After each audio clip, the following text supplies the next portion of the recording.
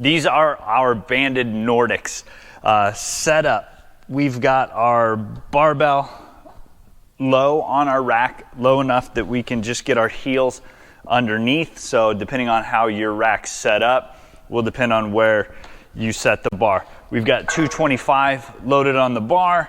That way we've got more weight on the bar than strength we're gonna pull with our hamstrings. That way this barbell doesn't pull forward off the pins.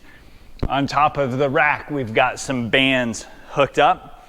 We're gonna use these bands as an assist in one way, but it's also gonna help us just load the hamstrings better, because what happens in a traditional Nordic ham, right, is we start to go forward, we hold as far as we can, then we fall to the ground, then we give a big push back up to only about halfway, maybe beyond halfway, before the hamstrings actually start to engage again. So we're gonna use these bands, and the bands are gonna help us lower, fully under control, fully engaged in the hamstrings.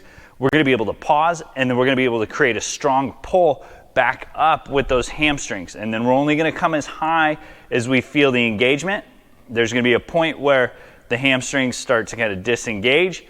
We wanna find that edge, and then we're gonna go back down before we hit that edge. So there's constant tension on the hamstrings in this movement, unlike most Nordic ham variations. So we get set, okay, we pull those heels up nice and tight behind the bar underneath the pad. We bring the bands out in front. So we're just gonna lock the thumbs right in front of the shoulders. We're not letting the band get up in the neck area. From there, we need to make sure that the hips come through. So tuck the hips up to the rib cage. Then we're gonna stay long all the way through the movement. Get as close to the floor as we can. Pull back up. There's my tension loss. Down nice and slow. Pulling nice and hard through the hamstrings. Coming back up.